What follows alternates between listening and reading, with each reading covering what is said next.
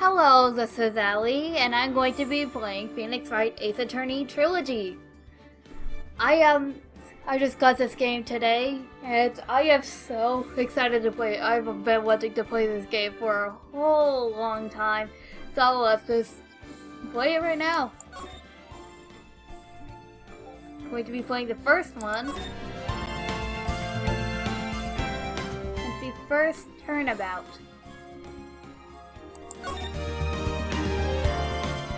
I've actually played this round like twice already for the iOS version of the game. So we got Larry right here.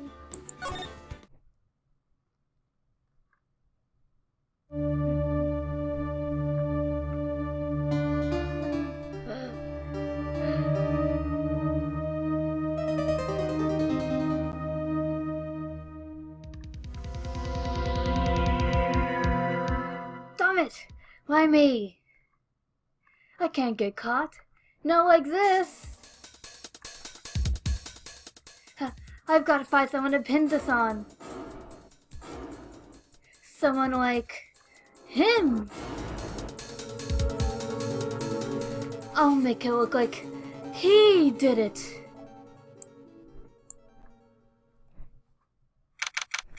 Ah. Someone got murdered already? I've just started playing this game. August for 9:47 a.m. District Court, Defendant Lobby number 2. Boy, am I nervous. Right. Hey. Oh, hiya, Chief. Woo, I'm glad I made it on time. Oh, I still can't get over how pretty Mia is. She's so beautiful, I love her. Well, I have to say, Phoenix, I'm impressed. Not everyone takes on a murder trial right off the bat like this. It says a lot about you, and your client as well. Thanks. Actually, it's because I owe him a favor. A favor? You mean you knew the defendant before this case? Yes. Actually, I kind of owe my current job to him. He's one of the reasons I became an attorney. Well, that's news to me. I want to help him out any way I can. I just really want to help him. I owe him that much. It's over! My life! Everything! It's all over! Is that your client screaming over there? Yeah, it's him. Death! Despair! Oh! I'm gonna do it! I'm gonna die! It sounds like he wants to die. Yeah. Nick! Hey there, Larry. Dude, I'm so guilty. Tell them I'm guilty. Give me the death sentence. I ain't afraid to die. What? What's wrong, Larry?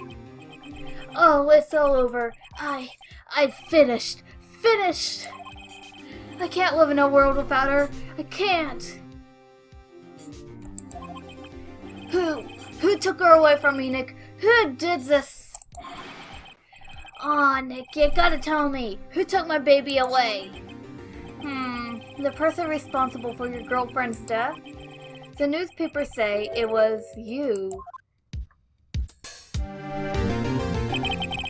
My name is Phoenix Wright. Here's a story. My first case is a fairly simple one.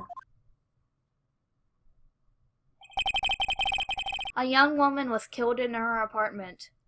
Dude, that's not simple. The guy they arrested was the unlucky sap dating her. Larry Butz. My best friend since grade school. No offense, but, how did he get a girlfriend?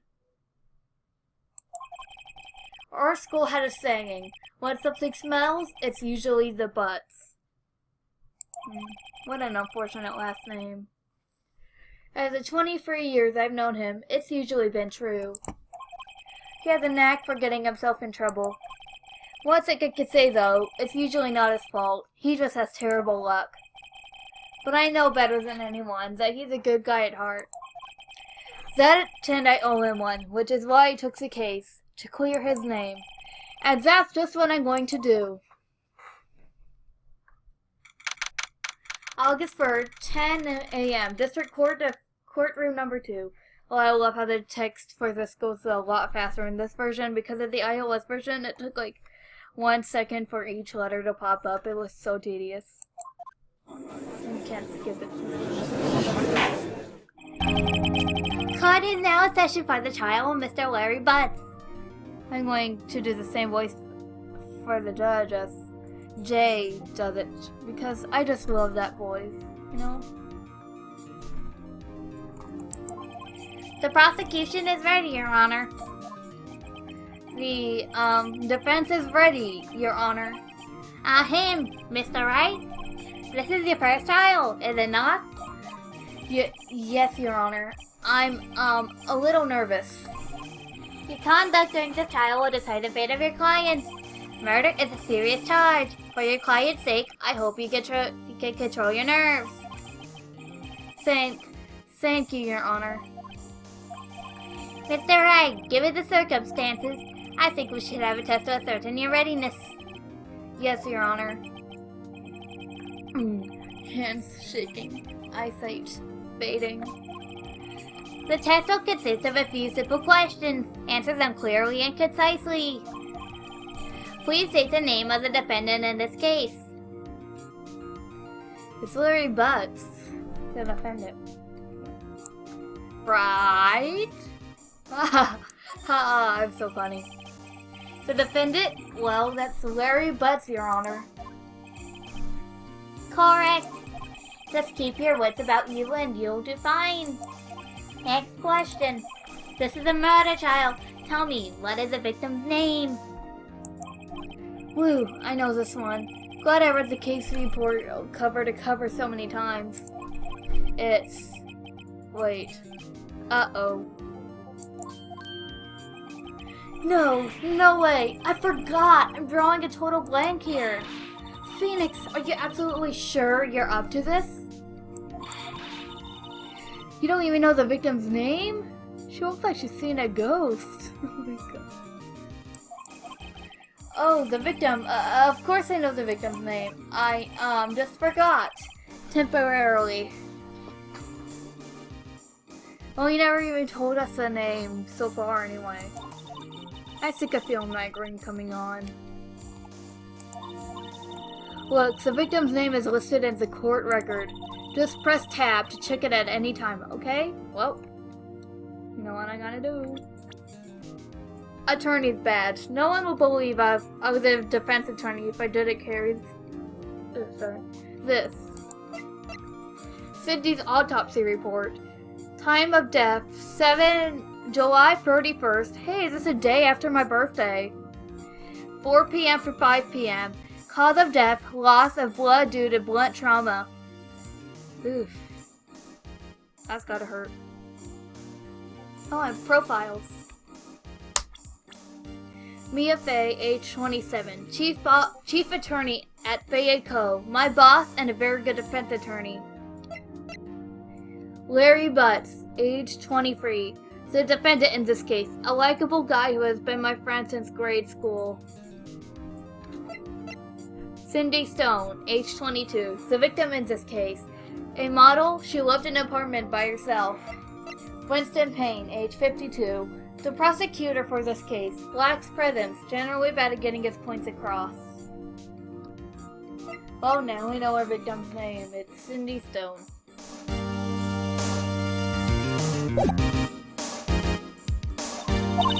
Remember to check it often. Do it for me, please. I'm begging you.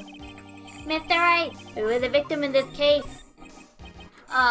Mia Fey? What? How can I be the victim? Oh, right, sorry. It was the first name that popped into my head. Well, she'll be the victim in the next case. The popped into my head, and the court record, right? Remember to use it when you're in a pinch with Tab. I already checked it. I read everything from it. Let me ask that one again. If they're right, who was the victim in this case? Mia Fey, Cinder Block, or Cindy Stone? It was Cindy Stone. The victim's name is Cindy Stone. Correct. Now, tell me, what was the cause of death? She died because she was hit with a blunt, poisoned, hit with a blunt object, or strangled. Well, it was the middle one. She was struck once by a blunt object. Correct. You've answered all my questions. I see no reason why we shouldn't proceed. You seem much more relaxed, Mr. Wright. Good for you. Thank you, Your Honor. Because I don't feel relaxed, that's for sure. Well then, first, a question for the prosecution, Mr. Payne. Yes, Your Honor.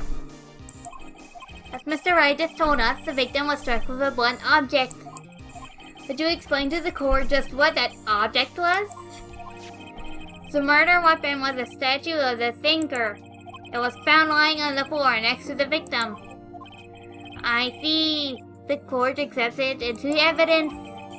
Statue. A statue in the shape of the thinker. It's rather heavy. Right. Be sure to pay attention to any evidence added during the trial. The evidence is the only ammunition you have in court. Use Tab to check the court record frequently. Yeah, I have a pretty good memory. Mr. Payne, the prosecution may call his first witness. The prosecution calls the defendant, Mr. Butz, to the stand. Chief, what do I do now? Pay attention. You don't want to miss any information that might help your client's case. Yeah, so you just gotta keep your eyes peeled, and, well, your ears don't really have any function on this one. You'll get your chance to respond to the prosecution later, so be ready. Let's just hope he doesn't say anything unfortunate. Yeah, I do that a lot. Bad memories. Uh-oh, Larry gets excited easily. This could be bad.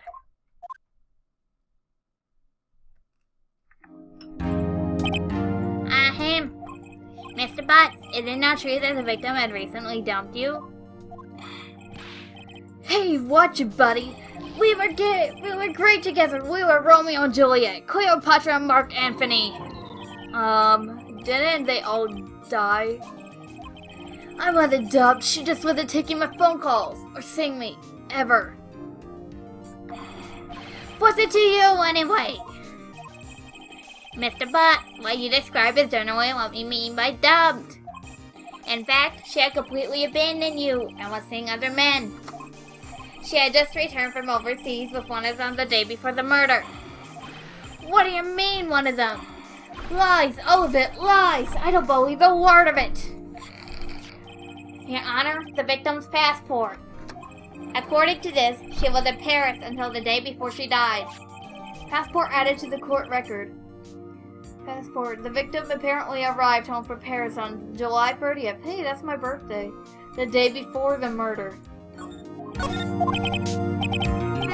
Indeed. She appears to have returned the day before the murder. Dude, no way.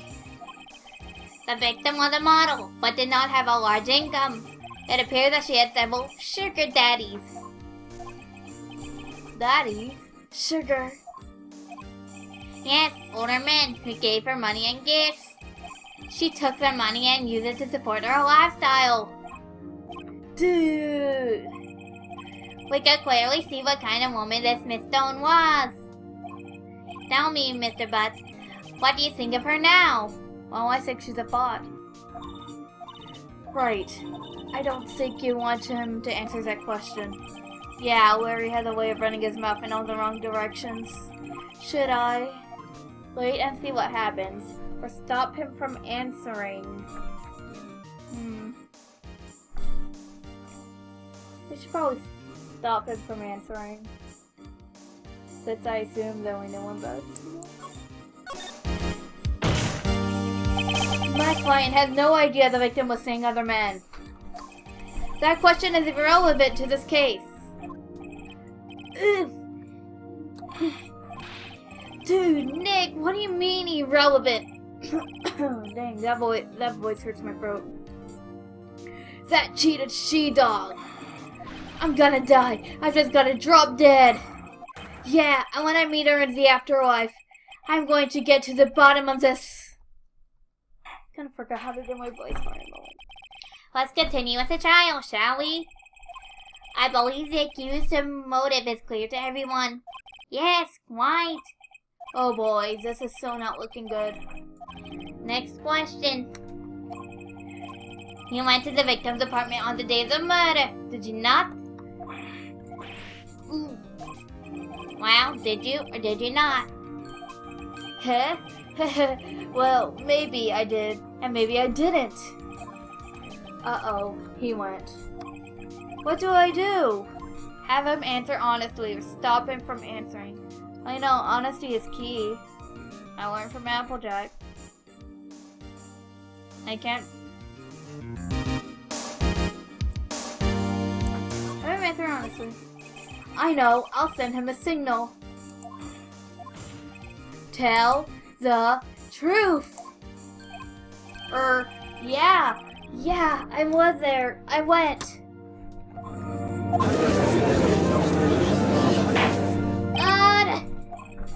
Well, Mr. Butz? Aw, dang it, I did the Mr. Pain voice first. Dude, chill.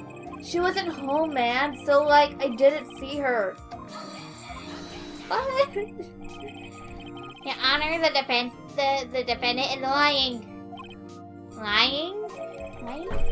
The prosecution would like to call witnesses to prove Mr. Butz is lying.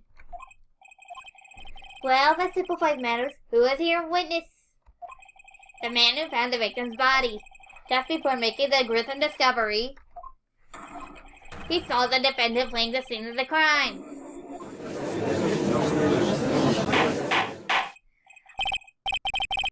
I still can't do the orders.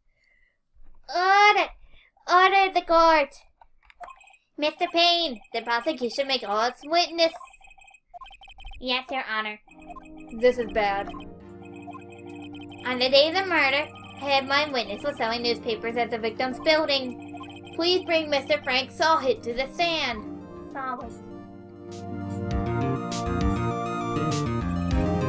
Mr. Sawhit, you sell newspaper subscriptions. Is this correct? Oh yes, newspapers, yes. Mr. Sawhit, you may proceed with your testimony. Please tell the court what you saw on the day of the murder. Witness testimony. Witness's account. Gotta walk in. I was going door to door selling subscriptions when I saw a man fleeing an apartment. I thought he must be in a hurry because he left the door half open behind him. Thinking it strange, I looked inside the apartment. Then I saw her lying there, a woman, not moving, dead. I quailed in fright and found myself unable to go inside. I thought to call the police immediately. However, the phone in her apartment wasn't working. What? There's already a contradiction in there. I went to a nearby park and found a public phone. I remember the time exactly. It was 1 p.m. The man who ran was, without a doubt, the defendant sitting right over there. Dang it, I got the hiccups. I don't know how. Larry, why didn't you tell the truth? I can't defend you against a testimony like that. Oh, come on. There was, like, so many contradictions in there. Am I so stupid? Incidentally, why wasn't the phone in the victim's apartment working?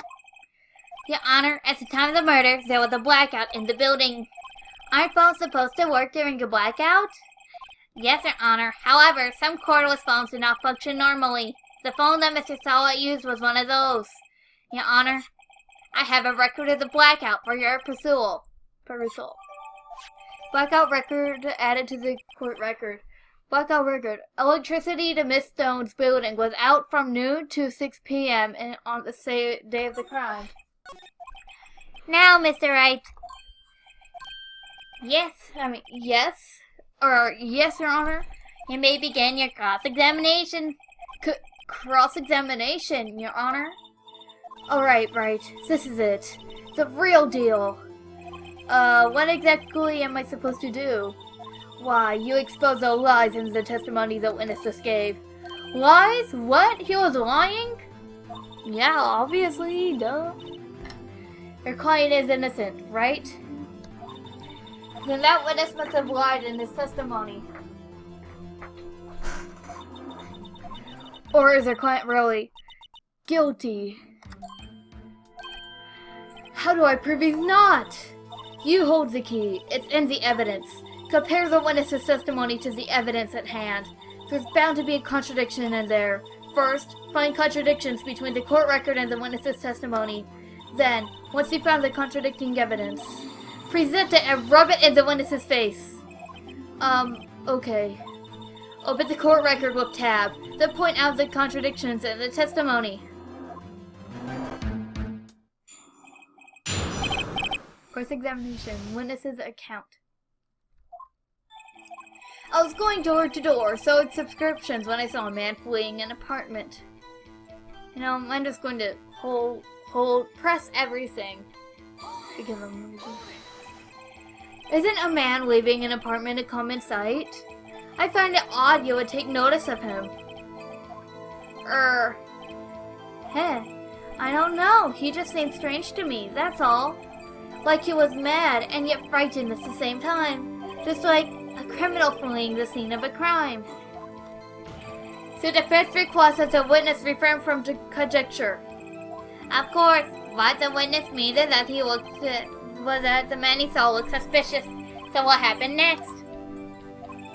I thought he must be in a hurry because he left the door half open behind him. Half open, you say? Yes, the door was open halfway, yes. I watched for a moment, but no one came to close the door. That's odd, in a big city like this, I thought. I see, and what happened next? Thinking is strange. I looked inside the apartment. Wait, no. Press. What gave you the idea to do that? Well, the door was half open, you see. Isn't it only human to want to peek? Well, yeah, I got a point. We climbed mountains because they were there. It's the same thing. Truer words have never been spoken. Anyone would look inside. Yeah, he's got a point. Why did pain cut him off so quickly? So, you looked into the apartment. What happened then? Then I saw her lying there. A woman, not moving, dead!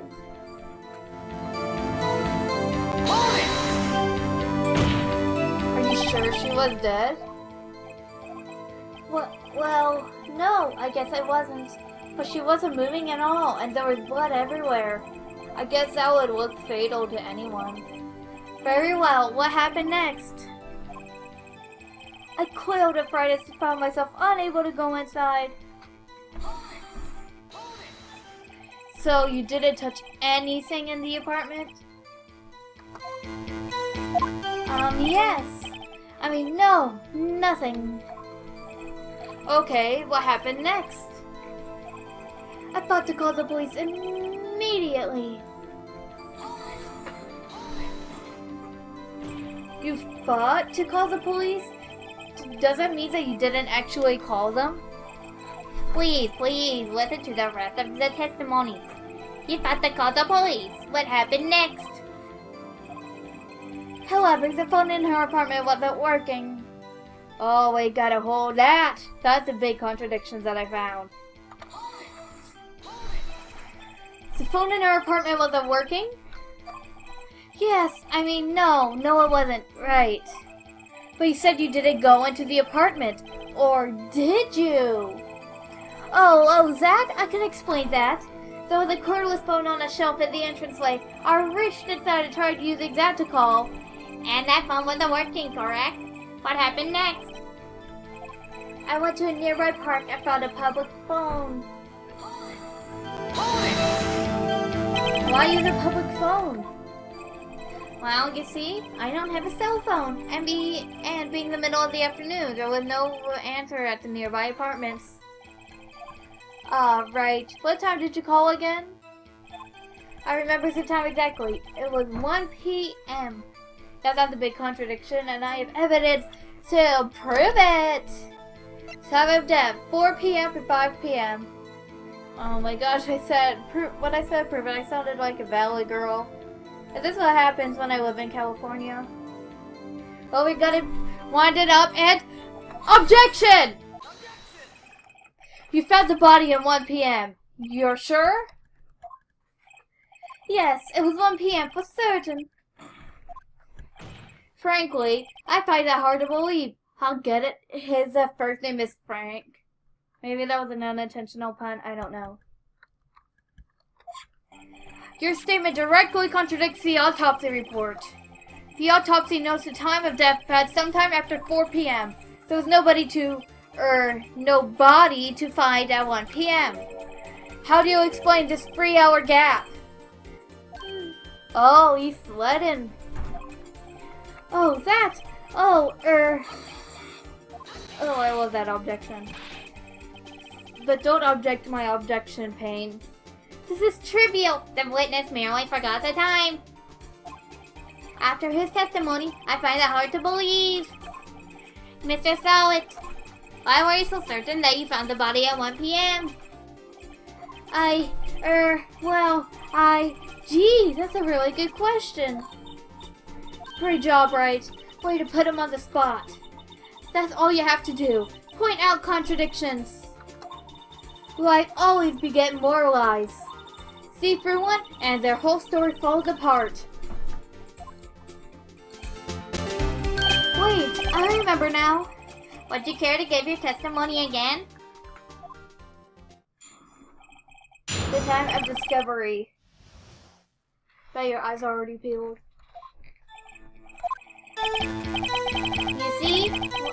You see, when I found the body, I heard the time. There was a voice saying the time. It was probably coming from the television. But wasn't there a blackout? Oh, but it wasn't 3 hours, but it was 3 hours off, wasn't it? I guess the victim must have been watching a video of a taped program. That's why I thought it was 1 p.m. Terribly sorry about the misunderstanding.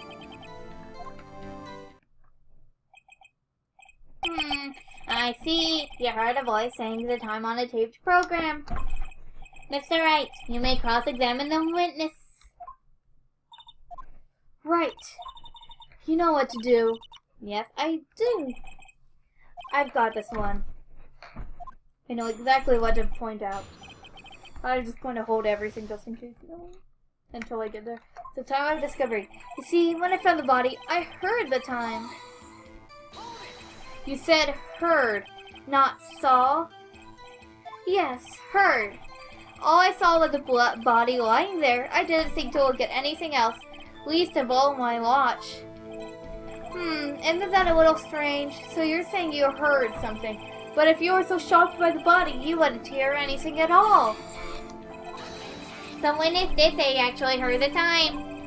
It's ludicrous to suggest he wouldn't hear anything. I have to agree with the prosecution. Witness, continue your testimony. There was a voice saying the time. It was probably coming from the television. Well, I already got to tab that. I point out this contradiction, so just wind it up and... Objection! Hold it right there. The prosecution has said there was a blackout at the time of the discovery. And this record proves it. You couldn't have heard a television or a video. Gah!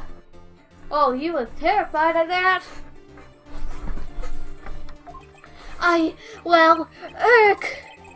The defense has a point. Do you have an explanation for this, Mr. Solid?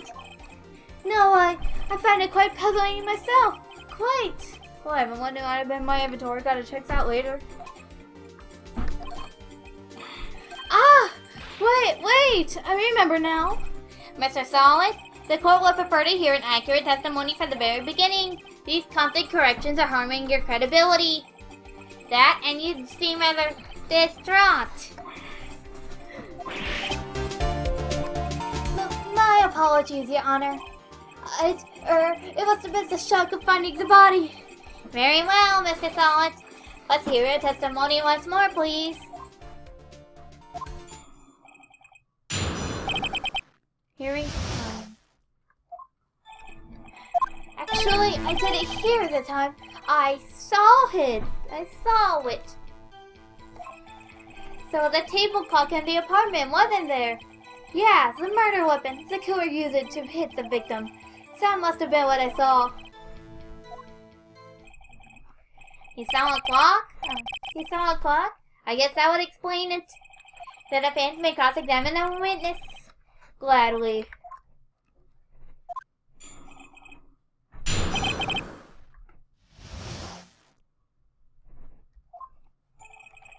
Actually, I didn't hear the time.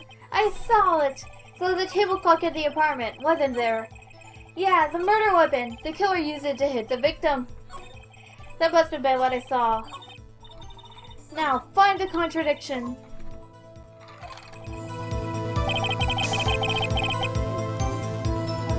Oh wait, oh dang it, where did I saw it.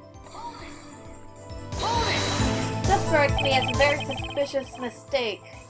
Yes, I can see how you'd be a little doubtful. I'm really sorry. I only just remembered that table clock.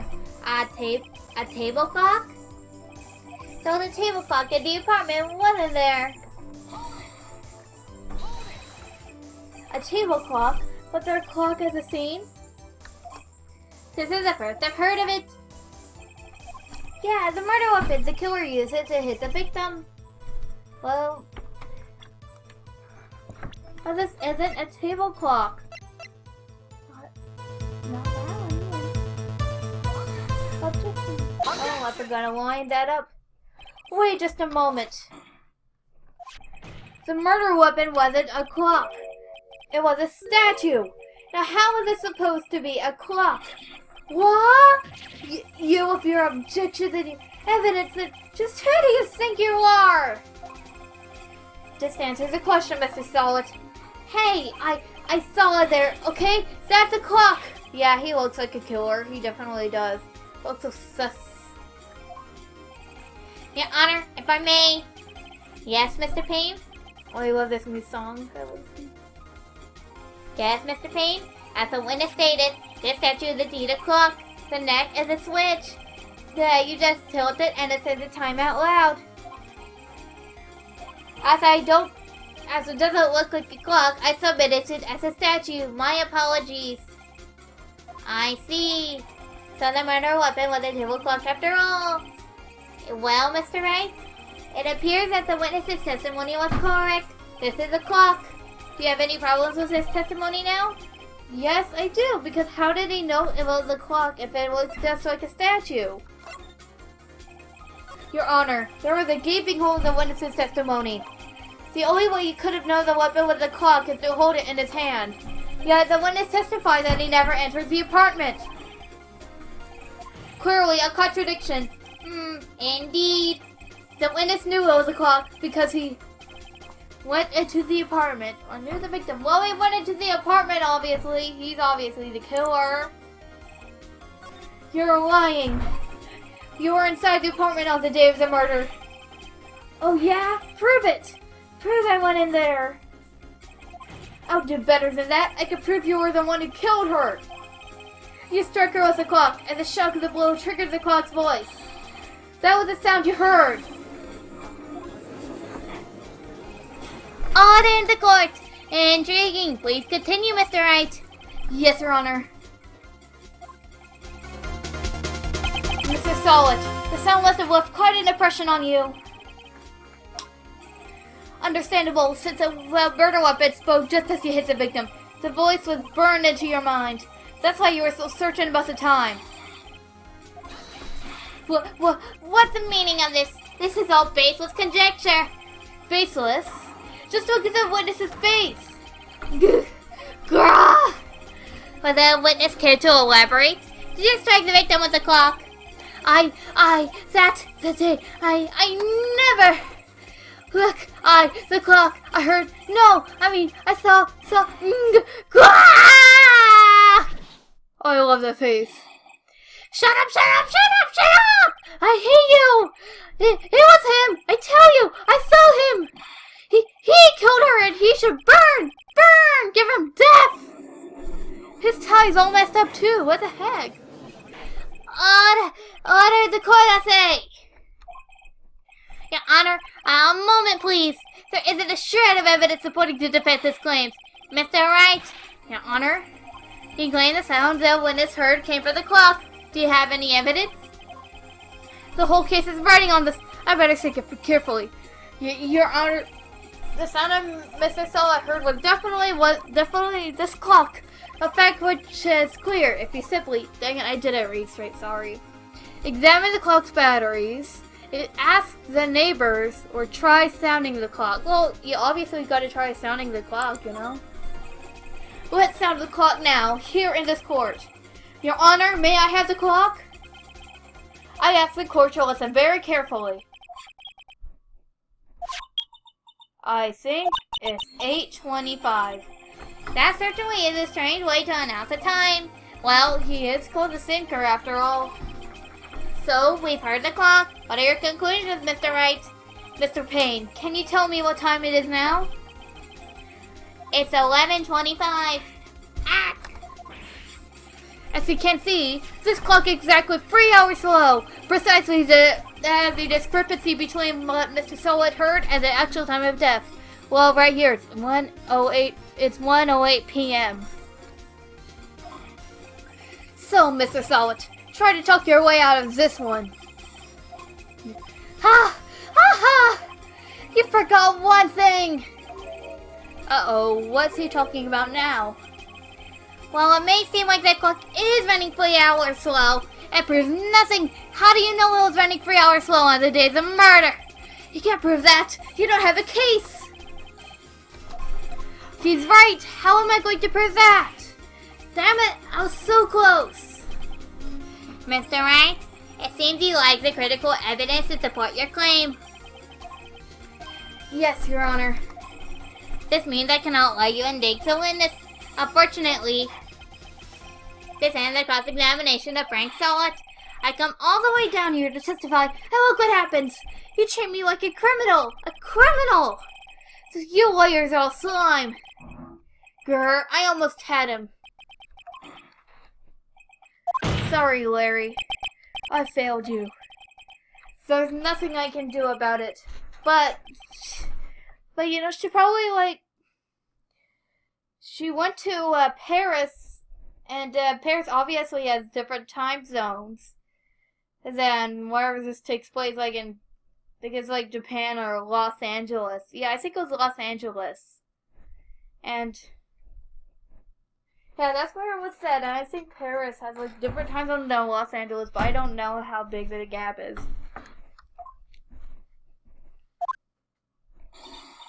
Not so fast, Mr. Solid. Chief. Listen up, Wright. Don't throw this one away. Not like this. Sink. But, Chief, it's over. No, it's not. It's not over. I can't prove the clock was slow the day of the murder. Yes, it can. I already know it. I'm so stupid. Nobody can prove that. But I just did. Well, yes. But that doesn't mean you can't still win. Try sticking out of the box. Don't waste time doubting the facts. Assume the clock was 3 hours slow and think through it. Ask yourself, why was the clock 3 hours slow? Figure out the reason, and you'll have your proof. Right. Can you think of a reason as to why the clock would be 3 hours slow? Yes, I just thought about it. Wait. Maybe I can prove it. You must have evidence somewhere that could prove it, right? Find it and let them have it. Well, Mr. Wright, you say the clock was already running slow on the day of the murder. Have you found evidence to support this claim? Of course. There's a piece of evidence in the court record that could prove my claim beyond a doubt. Ha! Tough words. Let's see you pull this one off. Let's see this evidence that proves why the clock was running was running slow. The victim apparently arrived at a home from Paris on July 30th, the day before the murder. Take that! The victim had just returned home from abroad the day before the murder. As we all know, the time difference between here and Paris is 9 hours. Well, we don't all know that, but the more you know.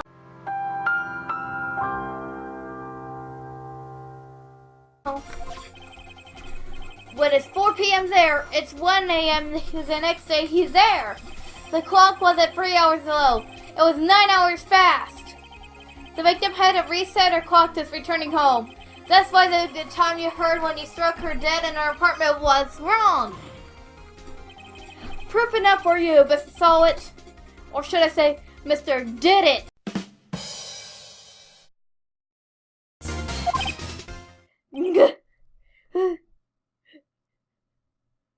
What is that in his mouth?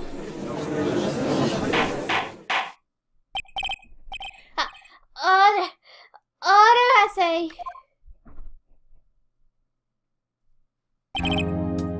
Well, the case has certainly turned out different ways than we all expected. Mr. Payne, your witness?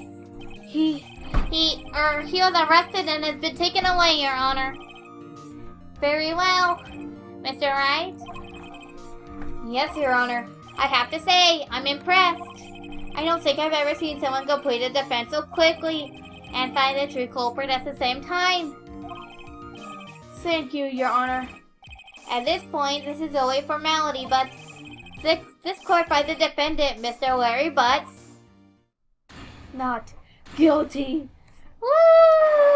Wow, there's no confetti and stuff. Woo! How was that? This court is adjourned.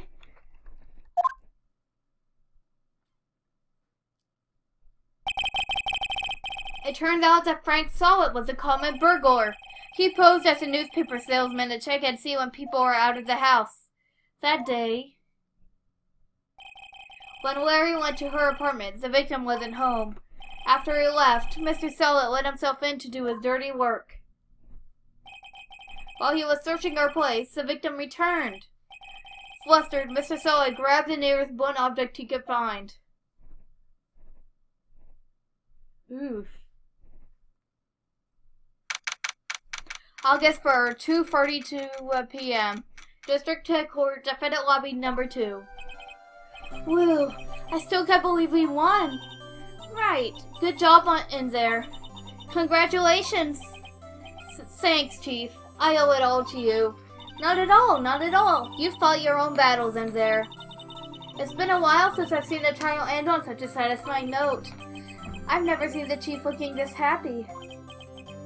If she's this glad, imagine how Larry must feel. My life is over.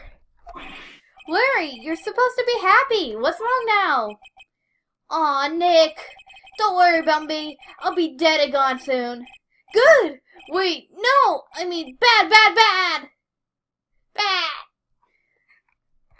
That kind of reminds me of, like, when Forky accidentally got Woody to say Bonnie was trash in Toy Story 4. But you all know it too because it's been like 12 days or something. You've all seen it. Except my best friend. She still refuses to see it. Anyway. Larry, you're innocent. The case is closed. But my Cindy Wendy's gone, man. Gone forever. Larry, she was a... Nah, never mind. You know, you knew she's a pot. Congratulations, Harry. Harry? Yeah, Harry Butz. That's what you'll be called when you grow a full beard. Yes, you. I can practically see the headlines now. Harry Butz, innocent. Thanks. I really owe you one. I won't forget this ever. We'll celebrate dinner, movie, my treat. Oh no, I couldn't. Hey, I wasn't what who got you off the hook. Oh hey.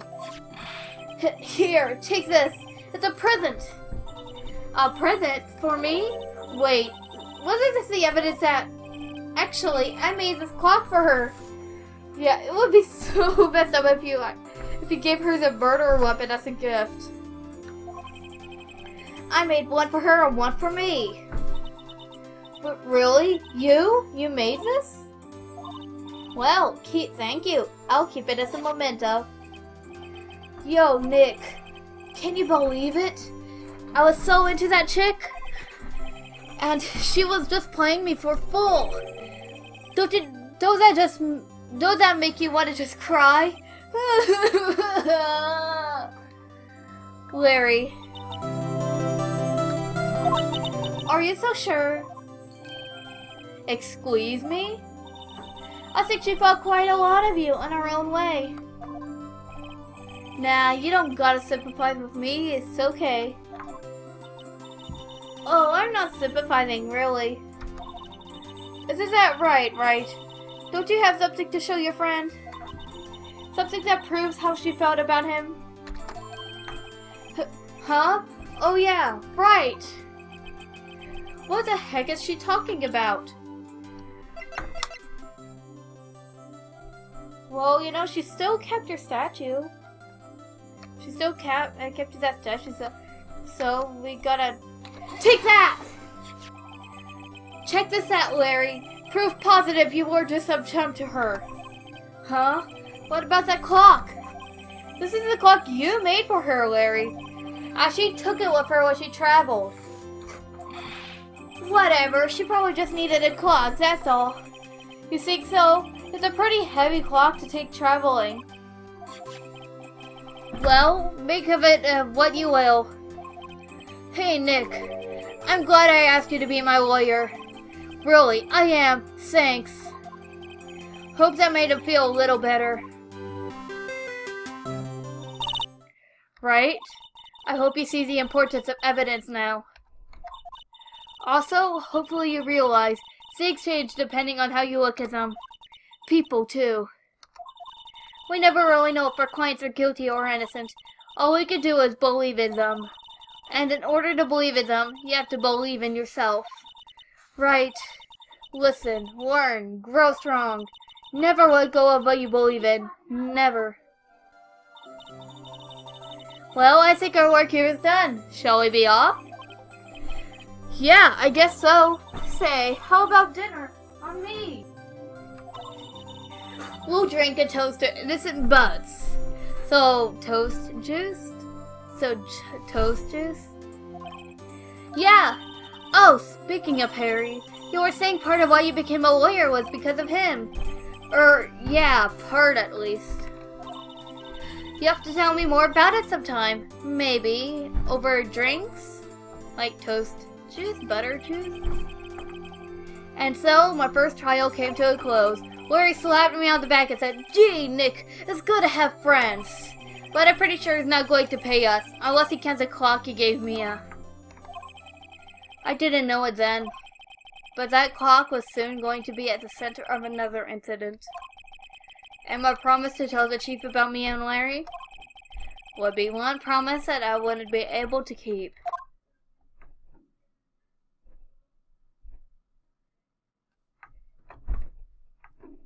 The end. Brand new episode of Banana.